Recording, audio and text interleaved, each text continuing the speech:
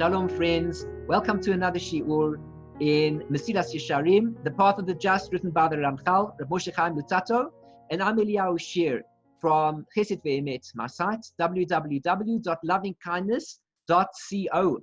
Now, we're actually at the introduction still, believe it or not, of this wonderful book, which is teaching us the way that we need to go in order to perfect ourselves as human beings. Now, in the last shiur that we ended off with, we learned the teaching upon which the entire book is based.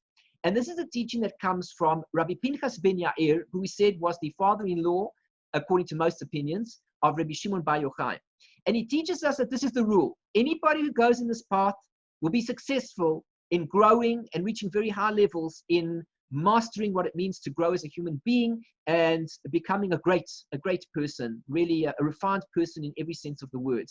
Now, these are the stages. Torah, Mavia, Lidei, Zehirot. The first level, we've done this before. I'm just doing it very quickly. If one studies Torah, it leads one to a state of being careful. He calls it watchfulness. Zehirot, Mavia, Lidei, Zrizot. When a person is careful, meaning he's watchful, we'll learn what that is in more detail, obviously, in the coming chapters. It brings one to a level of zealousness, of zeal, of being enthusiastic. Zrizot, Mavia, Lidei, Nekios. This enthusiasm, this zeal, brings one to a state of cleanliness. Nekios, Mavia, Lidei, Prishot. Cleanliness brings one to a stage of separation. That's the next level. Prishos Mevia Lidei Tahara, the separation leads one to ultimately get to a level of purity. Tahara Mevia Lidei Chasidus, when a person is pure and he starts working and refining himself more, he gets to a level of what's called Chasidut. He becomes a Chasid, a pious person, piety. Chasidut Mevia Lidei Anava. After a person becomes pious, he can work on the attributes of becoming humble. Anava Mevia Lidei Yiras Chait. Humility brings one to fear sin.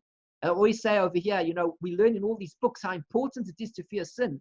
But look at all the levels that one has to attain before one gets to really appreciating what fearing sin is all about. Yiras Chait, Mevia Lidei Kedusha.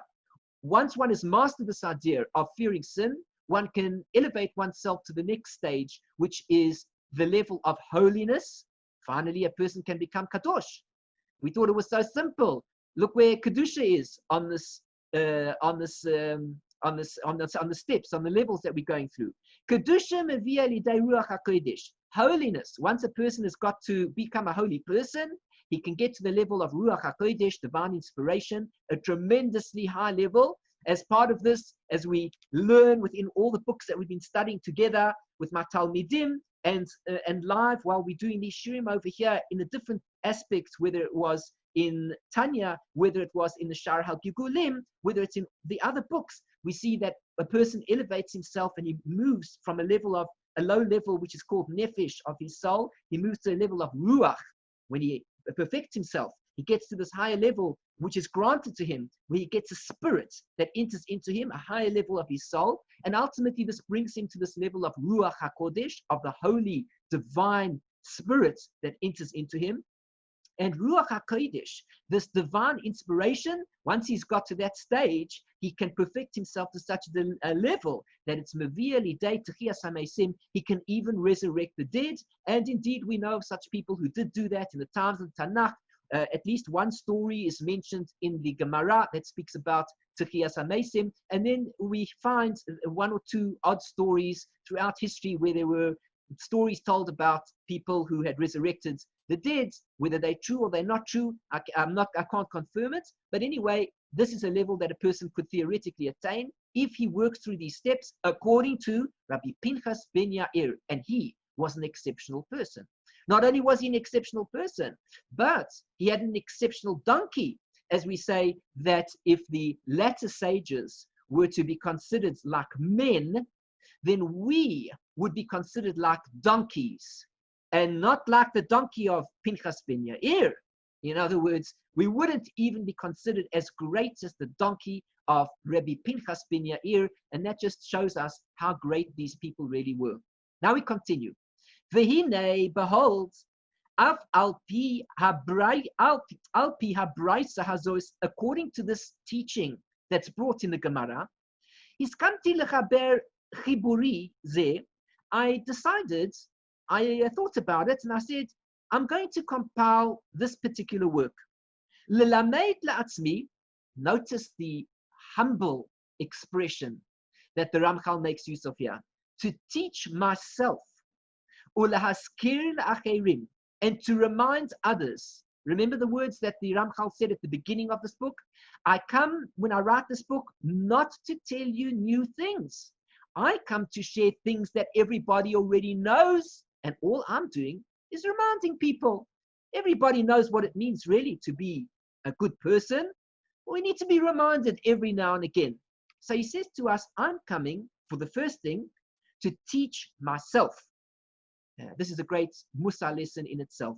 When a person is involved in studying Torah and teaching Torah, the first thing that he has to say to himself is, I come to teach myself.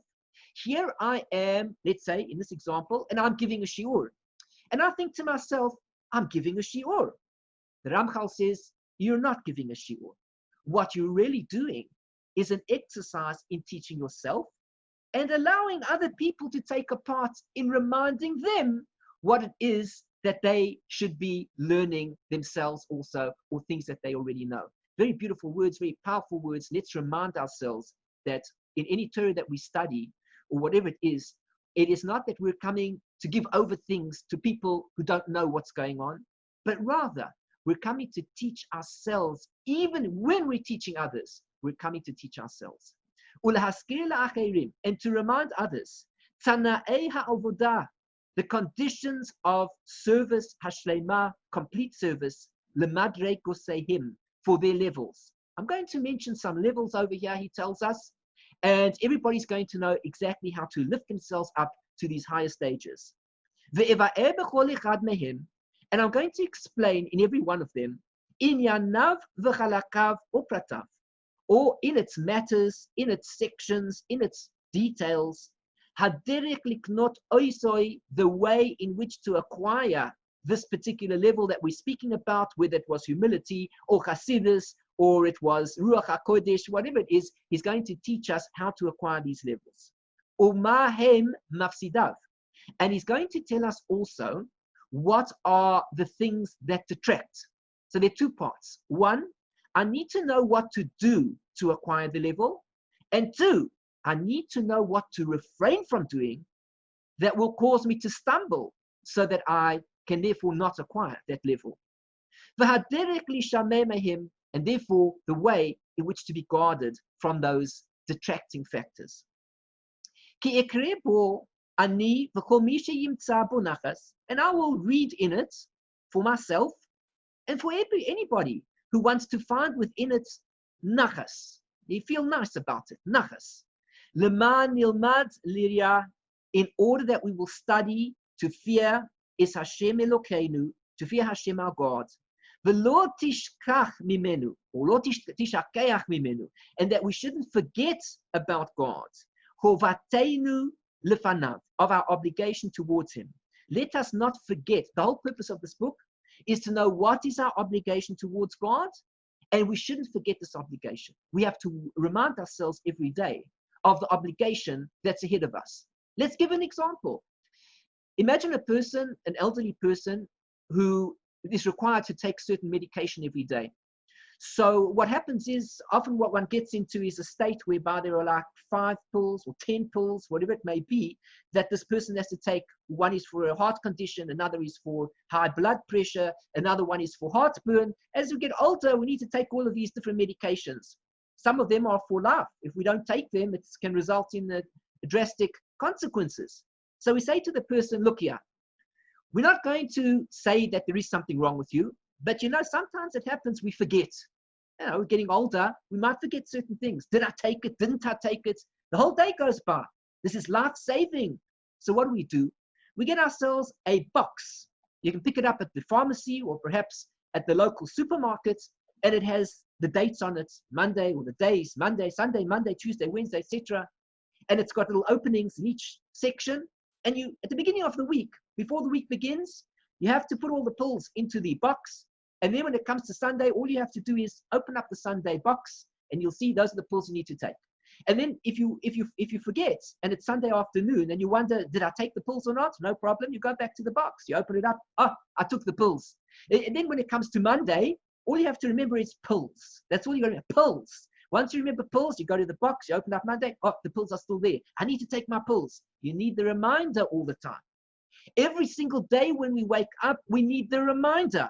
What is our duty? We need to serve God. How do I do that? Don't forget it.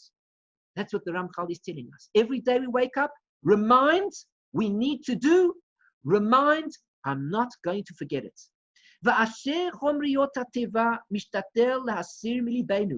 And it's the nature of the material, physical, natural world that it strives to remove from our hearts hakriya, this calling, v'hahistaklut, and this paying attention. Take a look at it. Ya'aleh al zichronenu, and it comes upon our memories. V'yareinu el mitzvah aleinu, and it then awakens us for this mitzvah that we have to do. So therefore, we have to put in the effort to remind ourselves. We're trying to read the translation here. It says, what the natural physicality exerts itself to remove from our hearts, the reading and the reflecting will remind us and awaken us to that which we had been commanded. And Hashem will be for our hope, for our aspiration, and He will guard, let Him guard our feet or our foot or our leg from stumbling. And there should be fulfilled within us, you see over here again the prayer of the Ramchal before beginning his book. He says, may Hashem be with us. Even within his words that aren't teaching us what to do, we're learning what to do. Before we venture on this program, on this path that we're going to grow in, don't forget, prayer is a huge part of the success of the growth that we're going to be involved in. The way of the Jew is that he is not just focused on Torah, as in study. He is not just focused on mitzvah observance. It's not good enough. Because without the prayer, without asking God to be in our lives to succeed, we will not succeed. We need the prayer as much as we need every part of the Torah study and the mitzvah observance. And we say to God, may God fulfill within us Bakashas HaMeshorer, the request of the singer, Ha'ahuv Le'elokav, who is beloved to his God, referring to King David, Tehillim Pei Vav 86, where he says, Horeini Hashem darkecha, Hashem, teach me your way. Ahalech ba'amisecha, I will go in your truth. Yached levavi leyira shemecha. Unify, make one my heart, make my heart into one, which means it is filled with a oneness towards you. There are not two divisions within it. There isn't a division like we learned in the Tanya of the evil inclination on the one side of the heart and the good inclination on the other side of the heart, but rather, Yiched levavi, unify my heart, make it like it's a one thing, leyira shemecha, that I should fear your name. Amen, and he ends off with this idea, Amen, may it be his will. And with this we begin chapter 1. Yesod HaChasidus, the foundation of piety, V'shoresh ha'avodah, and the root of service. Anybody who's paying particular attention to these words, if you're reading the Hebrew, you will notice again the subtlety and the wisdom of the Ramchal. Because as he begins his book, take a look at the first letters of the book. Yud, and the first letters of the words, Yud, Yesod, HaChasidut, Hey, V'shoresh, Vav, Ha'avodah, Hey, Yud, and then Hey, Vav, and then Hey. He puts God's name at the very beginning of his book, just like the Rambam does this as well, and many great authors have done this to start their works, because it shows that not only do they think about the words that they're going to choose, but they want to include God immediately within the actual work itself to bring the holiness into the work itself. So, Yesod HaChasidut, the foundation of piety, V'shoresh ha'avodah, and the root of service, Hatzemima, of complete service, and that's what we want to do. We want to serve Hashem in the best possible way. We need to know where it's coming from. Hu sheyisparer, it's that a person should sort out You should clarify, v'yitameit, and make it absolutely true. You should be aware that this is how it is. Eitzel ha'adam, by a person. Ma chovato ba'olamo. How could a person start a book any better than the way the Ramchal has presented the whole scenario to us? He says the very first step in the person's growth in life is a person must clarify what is his duty in the world.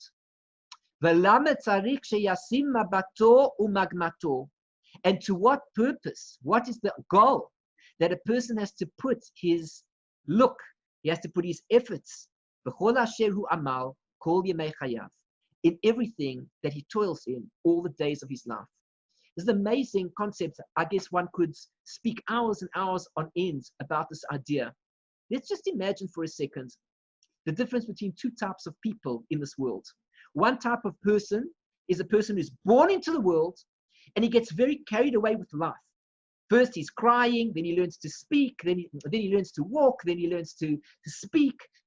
He's speaking, he's walking, he begins to eat, he learns how to control his body, then he begins to go to school, he learns to read, he learns to write, and then he learns various things about life, and he's moving through life, he's moving, he does sport, he keeps himself healthy, he eats healthy, he does all sorts of things. Anyway, he carries on his life, he progresses from one thing to the next, he goes to another level, and then it's off to university, and he gets his degree, and after he gets his degree, boom, he goes into working, and he makes himself some money, and he buys a house, and he lives in the house, and he gets married, and he has children, and he carries on, and boom, boom, boom, and his life then ends. That's person number one. Person number two, at an early point in his life, stops himself, and he says, I know that I have to learn all these things. I know that I'm going to have to do some work in life, and I'll have to learn some sort of a business activity. How will I earn my income? And he puts his mind to all these things, but he puts it aside. And on the other side, he says to himself, but what am I actually here for? This person is incomparable to the first, because the first person will rush through life, and he may be very successful. He may make a lot of money, he may get married, he may have children and grandchildren, he'll be a great person, a good person in the world. I can find nothing wrong with him. But there's one thing that he will lack, and that is he never thought about what the purpose of his life was. He was so carried away in his activities in life that he never considered what life was all about. Sometimes it happens that a person does consider it, and it's too late. Like I often say to people, a person says, for example, parents often say to children, or they say to their friends, not necessarily to their children, they say, I won't force religion down my child's, throat. I won't force it to them. Instead, I will let them decide on their own. I will let them go through school, and they will learn all about what life has to offer. They will enjoy, they will party, they will experience life. And when they find out for themselves whether it's the right thing or the wrong thing through their whole life, then let them attend to whatever they want. I'm not going to force it down them. Anyway, this person goes through the entire life. They get to the age of 70, 80, maybe even later, and they say, hang on a second, here I am at this point in life, and as I think about life now, I realize maybe I should have acknowledged the God in the world. Well, what does that mean? Maybe I should have studied some Torah. Yeah, maybe I should have. He opens up a Chumash, and to his dismay, he cannot read a word. They tell him there's a Gemara to learn.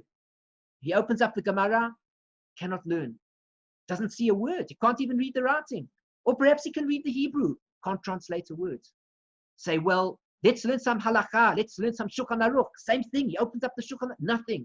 Let's learn some Zohar. Let's learn some mysticism. There's so much in the Torah. Opens up the Zohar, can't read.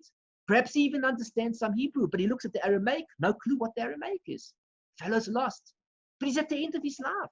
What chance does he stand now to acquire, to understand what godliness is? What is the Torah? What is my duty? And he's 85 years old, and he didn't know this yet. Why? Because when he was brought up, he was never taught that there's a purpose to life, and he needs to put the effort in to find out what the purpose is. And at that point in time, already to involve himself thoroughly in that purpose. Torah, as we're going to see, is that purpose for a Jew. He needs to serve Hashem through the Torah that he studies.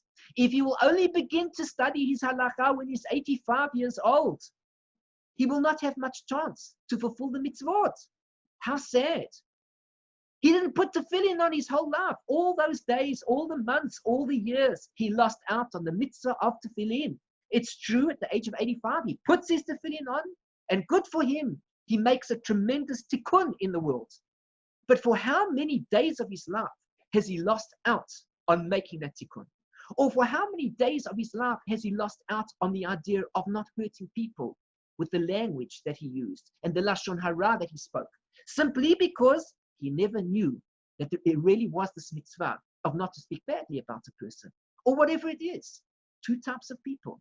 The Ramchal says right at the very beginning of his book, if we want to know the path of growth, the very first thing that we have to do is ask ourselves, what is my duty in this world? And for what purpose do I need to apply all my strength and energy in everything that I do all the days of my life? We don't have to learn any further for today, because from this lesson, we can take with us this message, a life message. And in fact, every day of our lives, just like that we said in that example of this elderly person who has these pills in the pill box, we can wake up every morning, and shortly after we awaken, we say Modeh Ani, we can say to ourselves, remind ourselves, what am I here for? And with this thought, we can go into the day and say, now I'm ready to tackle the day. How much time am I going to put into studying Torah? How much time am I going to put into my fulfillment of mitzvot? How much time will I put into working on myself as an individual? And I have 80 years ahead of me, 70 years, 90 years, 120 years. I have time to grow and to reach all these levels. But I'm not going to reach any of these levels in too much of a hurry if I start on this program of life too late. Let's ask ourselves the question, what's my duty in the world? And take this as a message for the rest of our lives, and also for the rest of the book and everything that we're going to learn together. Thanks so much for joining me. I'm Eliyahu Shear from Chesed Ve'emet. My site is www.lovingkindness.co. And if you've enjoyed the Shear and got something out of it, please like my video, please subscribe to my channel, and share the video with friends and family. Click on the bell button to be notified of future Shiurim. If you'd like to be in touch with me, please make a comment below, and I'd be happy to reply something meaningful, something positive. I'm always happy to discuss issues in Torah, whatever you might have, as long as it's positive, as long as it's beneficial, and it's directed towards a positive outcome. If you'd like to be in touch with me, please be in touch via my website, and I'd be delighted to be in touch with you. I ask, as always, if you've enjoyed something, please come along and join our team and partner with us in the activities that we're involved in. All these videos that are being made over here are done only due to the kindness of people who take part in assisting us and partnering with us, meaning financially, to allow us to engage in these activities. So if you'd like to see more, or you're happy with what you see and would just like to support us, please come through, become a partner, become a member of Chesed Ve'emet. We're coming to you from Yerushalayim, the holy city, and these are indeed holy words of Torah. Thanks so much for joining me. I look forward to another share with you soon, and I wish you everything of the best. Shalom, shalom. Bye-bye.